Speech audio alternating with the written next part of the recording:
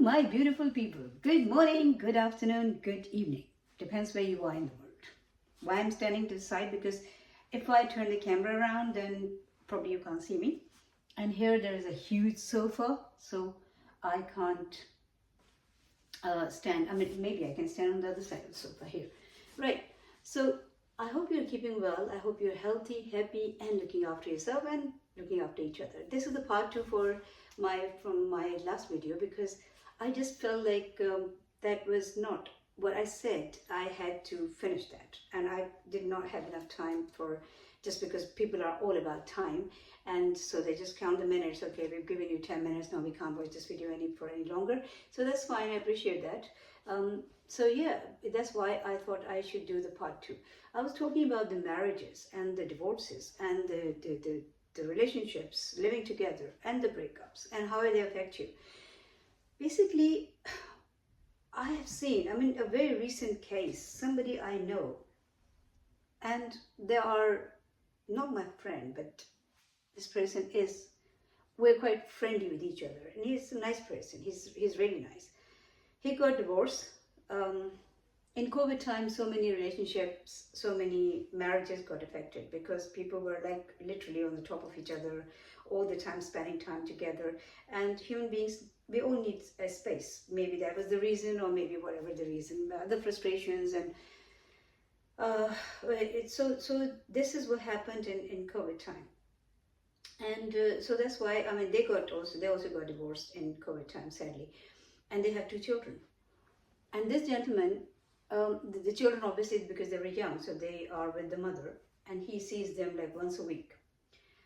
I don't know, I'm nobody to say, but I think he's a good father. And I don't know how bad or good husband he was, but yeah.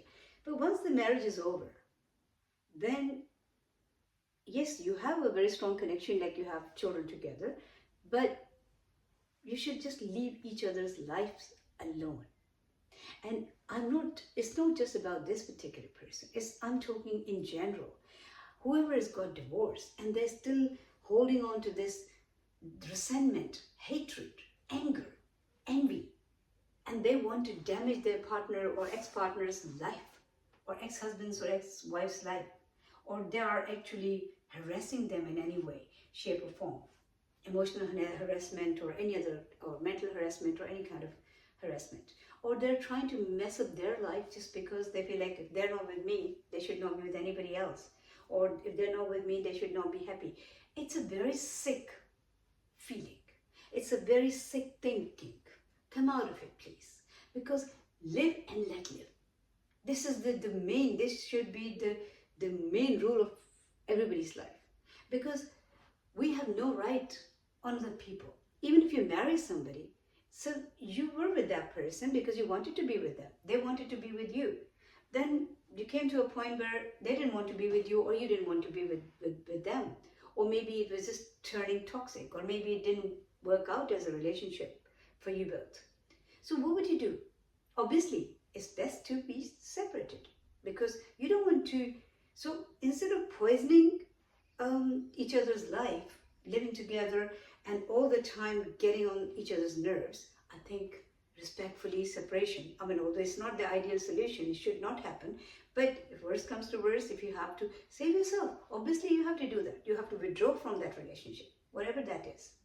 Whether it's a boyfriend, girlfriend, or living together, or just dating each other, or just dating is like giving people feel more free. But again, when you meet people and you like them, obviously if you're dating somebody, especially the young people, when they see somebody and they like them and they want to go out with them. So there is something, isn't it? Maybe it's not that so much love. Maybe you don't recognize the feeling, but there is something, some attraction.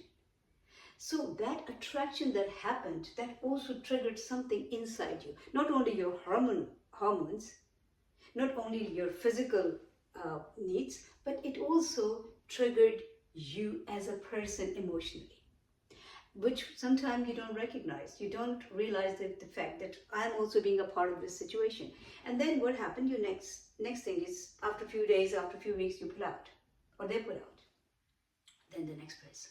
Now people will say, well, I'm not a relationship expert at all. I cannot say what to do, but maybe from the experience and from the observation and from the general, like a common sense, I can say that because it worked better for the people who were before us. So that's for sure. Whatever is happening today is not working for people 100%. It's not actually, we're not benefiting from it. We are more messed up in our mind. We are more messed up in our emotions. We are more messed up in our relationships and in our life.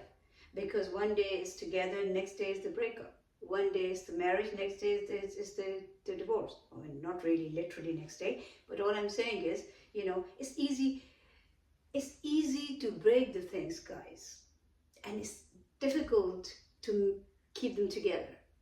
So every relationship, I'm not saying go beyond your limits or make unnecessary compromises. I'm not saying that. Whether you're a man or a woman, it's not fair on anybody if they have to do that. Unnecessary compromise. But having said that, as a human, we are supposed to respect our relationships.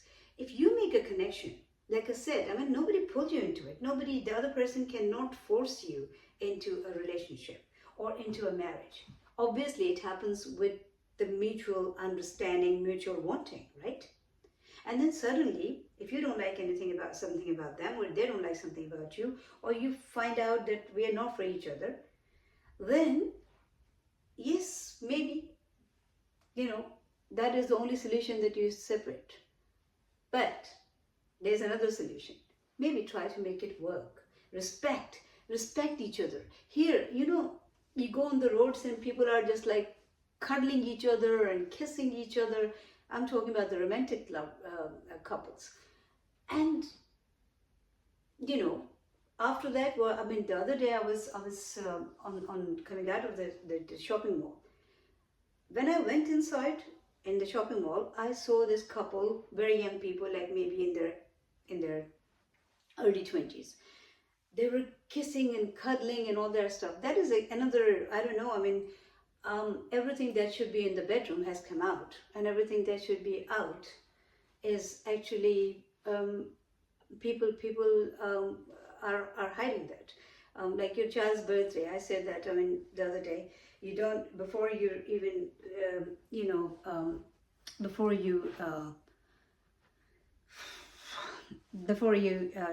say happy birthday to your child, you start telling the world it's my child's birthday. I don't know. Our life is not our life anymore. We have actually given it out. We have. Anyway, so let's not go into that, because it's everybody's business and they know what they should be doing.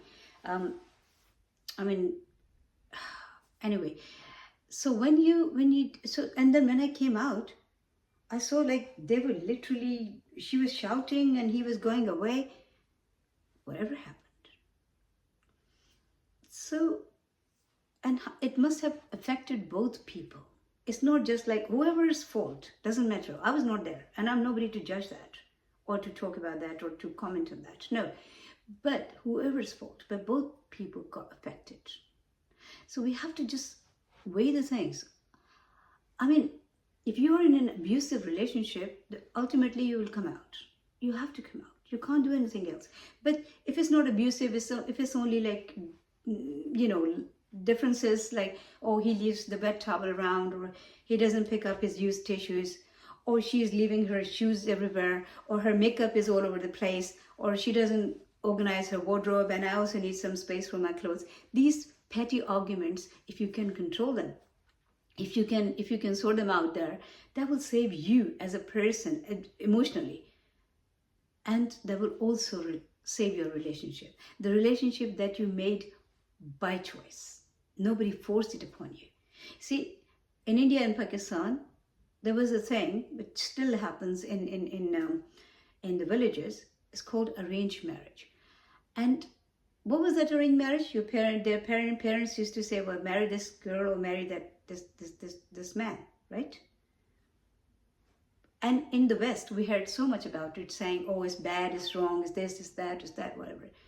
I don't know, from what I see, not all of them, because again, we can't generalize, those marriages used to work better than what is happening now. You go and pick up your partner and then you start doing what I just said.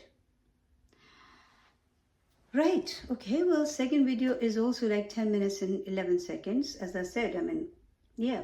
So yeah, respect your relationships. Before you step in, just make sure that you are committed, you know. And committed doesn't mean like you kill yourself for having this relationship, but don't take it easy. Don't take it light. Don't think like, because they're two people's emotions, whether you realize it or you don't realize. But it is, you are obviously, there is some connection that you connected with that person physically and maybe sometime emotionally too. I mean, just think about, okay, I think I'll do another video on this, right? Part 3. Okay, so you keep smiling until my next video, please, because life is so beautiful.